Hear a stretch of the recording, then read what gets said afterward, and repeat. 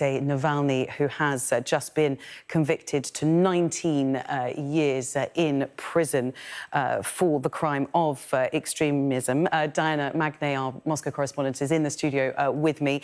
I mean, the charge itself, extremism, quite hard to work out where and how that comes in.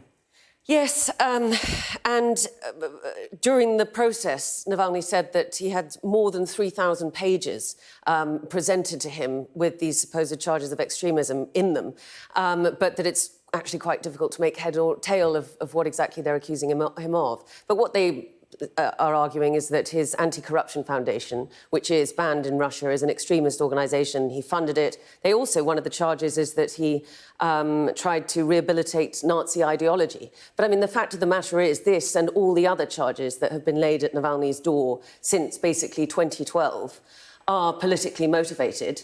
And this latest 19-year sentence comes on top of 9.5 years that he's already serving.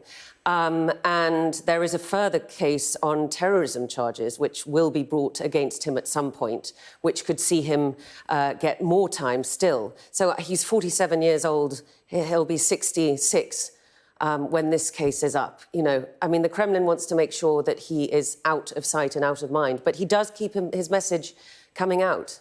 And that's the interesting thing, because the Kremlin keeps him out of sight, out of mind, but they do keep him alive. There was an assassination attempt. I'm not saying who by, but there was an assassination attempt. He lives on, and it seems as though perhaps they're frightened of making him a martyr? Well, I mean, do they need to kill him in prison? Not really. We don't know what will happen. They're obviously not looking after him terrifically well, because he looks incredibly gaunt and thin, but still smiling.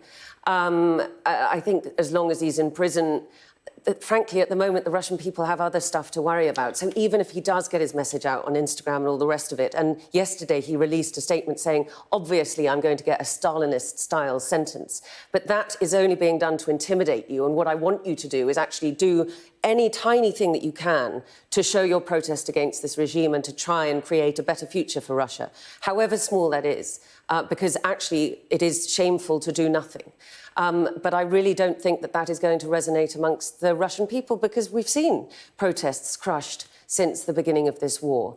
And there's so little that they can do. And 19 years for Alexei Navalny does scare people, and seeing everybody else jailed for tweets and all the rest of it.